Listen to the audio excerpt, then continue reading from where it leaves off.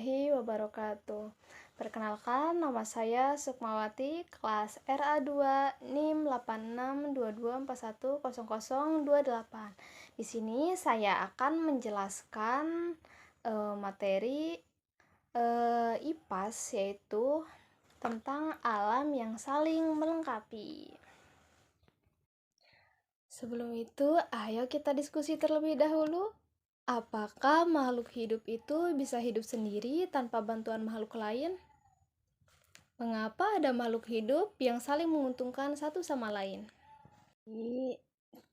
Jadi tujuan pembelajarannya yaitu belajar tentang hubungan unik pada makhluk hidup.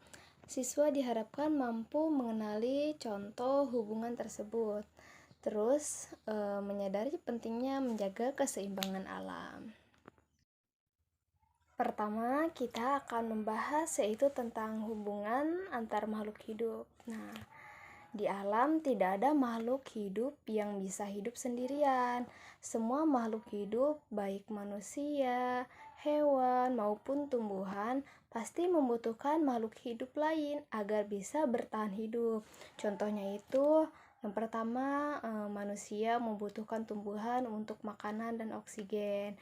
Yang kedua, hewan membutuhkan tumbuhan atau hewan lain sebagai makanan. Yang ketiga, tumbuhan membutuhkan hewan untuk membantu penyerbukan dan penyebaran biji. Karena itu, terjadilah yang namanya hubungan antar makhluk hidup. Jadi, bentuk hubungan antar makhluk hidup, hubungan ini bisa bersifat menguntungkan, merugikan, dan juga netral. Nah, hubungan-hubungan ini dalam pelajaran IPA disebut dengan simbiosis. Selanjutnya yaitu simbiosis mutualisme. Nah, simbiosis mutualisme adalah hubungan antara dua makhluk hidup yang sama-sama mendapatkan keuntungan. Artinya, tidak ada yang dirugikan. Kedua makhluk hidup saling membantu. Hubungan ini sangat penting untuk keberlangsungan hidup di alam. Tanpa mutualisme, banyak makhluk hidup yang sulit mendapatkan makanan, sulit berkembang biak, rentan terhadap penyakit. Nah, jadi mutualisme membantu menciptakan keseimbangan ekosistem. Contoh simbiosis mutualisme yang pertama itu kupu-kupu dan bunga. Nah, peran kupu-kupu itu menghisap nektar bunga sebagai makanan, membantu memindahkan serbuk sari dari satu bunga ke bunga lain. Nah, jadi peran bunga juga menyediakan nektar untuk kupu-kupu, terbantu proses penyerbukan sehingga bisa menghasilkan biji. Nah, keuntungannya kupu-kupu kenyang dan punya energi untuk hidup. Bunga bisa berkembang biak. Keduanya untung. Nah, yang kedua yaitu kerbau dan burung jalak. Nah, peran burung jalak memakan kutu, serangga, dan parasit di tubuh kerbau. Mendapatkan makanan tanpa harus berburu jauh. Nah, peran kerbau, tubuhnya bersih dari kutu, terhindar dari penyakit kulit. Jadi keuntungannya, burung jalak mendapatkan makanan, kerbau menjadi sehat dan nyaman. Sama-sama untung, itulah yang disebut dengan mutualisme. Selanjutnya yaitu simbiosis parasitisme. Simbiosis parasitisme adalah hubungan antara dua makhluk hidup yang satu pihak diuntungkan, sedangkan pihak lainnya dirugikan. Dalam simbiosis ini, makhluk hidup yang diuntungkan disebut parasit. Makhluk hidup yang dirugikan disebut inang atau tuan rumah. Parasit hidup dengan menumpang pada tubuh atau di dalam tubuh inang dan mengambil nutrisi dari inang tersebut. Akibatnya, inang bisa menjadi lemah, sakit, pertumbuhannya terganggu, bahkan bisa mati, sedangkan parasit tetap hidup dan berkembang biak. Contoh parasitisme yang pertama itu benalu dan pohon. Nah, benalu menyerap air dan zat makanan dari pohon. Pohon kehilangan nutrisi dan pertumbuhannya terganggu.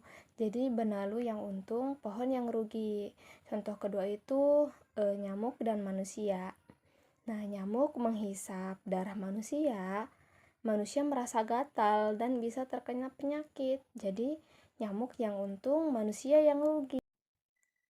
Selanjutnya yaitu simbiosis komensalisme. Nah, simbiosis komensalisme adalah hubungan antara dua makhluk hidup di mana satu makhluk hidup mendapatkan keuntungan sedangkan makhluk hidup lainnya tidak diuntungkan dan tidak dirugikan. Artinya, pihak pertama untung, pihak kedua netral, tidak untung, tidak juga rugi.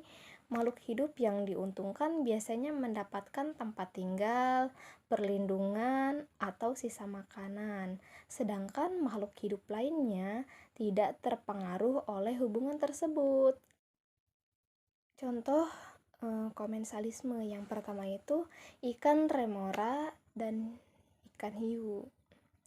Nah, ikan remora menempel pada tubuh hiu untuk mendapat sisa makanan dan perlindungan. Ikan hiu tidak dirugikan dan tidak diuntungkan. Yang kedua yaitu anggrek dan pohon. Nah, anggrek menempel pada batang pohon untuk tempat hidup dan mendapatkan sinar matahari. Jadi pohon tidak dirugikan. Nah, anggrek untung, pohon netral. Jadi tidak ada yang dirugikan dan tidak ada yang diuntungkan. Itulah yang disebut dengan komensalisme. Selanjutnya yaitu pentingnya hubungan antar makhluk hidup. Hubungan antar makhluk hidup ini sangat penting karena tidak ada makhluk hidup yang bisa hidup sendiri.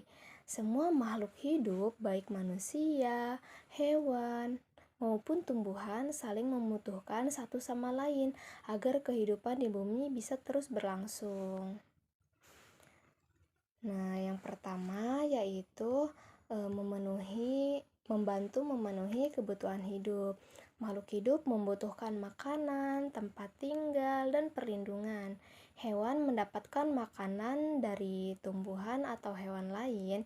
Tumbuhan dibantu hewan dalam penyerbukan dan penyebaran biji. Manusia membutuhkan hewan dan tumbuhan sebagai sumber pangan. Tanpa hubungan ini, makhluk hidup akan kesulitan bertahan hidup. Yang kedua yaitu menjaga keseimbangan alam. Hubungan antara makhluk hidup menjaga rantai makanan dan keseimbangan ekosistem. Nah, jika satu makhluk hidup punah, makhluk hidup lain bisa terganggu. Hubungan seperti mutualisme, komensalisme, dan parasitisme membantu alam tetap seimbang. Selanjutnya yaitu dampak hubungan antar makhluk hidup. Nah, hubungan antar makhluk hidup dapat menimbulkan dampak positif maupun dampak negatif. Dampak ini berpengaruh pada kelangsungan hidup makhluk hidup dan keseimbangan lingkungan. Nah, dampak positif hubungan antar makhluk hidup yang pertama yaitu menjaga keseimbangan ekosistem. Hubungan antar makhluk hidup membuat rantai makanan berjalan dengan baik. Tidak ada makhluk hidup yang berkembang berlebihan. Alam tetap seimbang. Yang kedua, membantu makhluk hidup bertahan hidup. Hewan mendapatkan makanan, tumbuhan terbantu penyerbukan, manusia memperoleh sumber pangan. Semua ini terjadi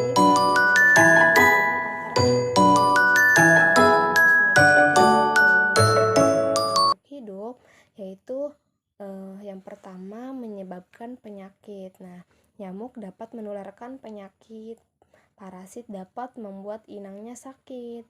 Contoh kedua yaitu mengganggu pertumbuhan benalu, membuat pohon kekurangan nutrisi. Nah, jadi tanaman menjadi lemah. Jadi, kesimpulannya yaitu hubungan yang unik pada makhluk hidup terdiri atas mutualisme, parasitisme, dan komensalisme. Hubungan ini menunjukkan bahwa semua makhluk hidup saling bergantung untuk bertahan hidup.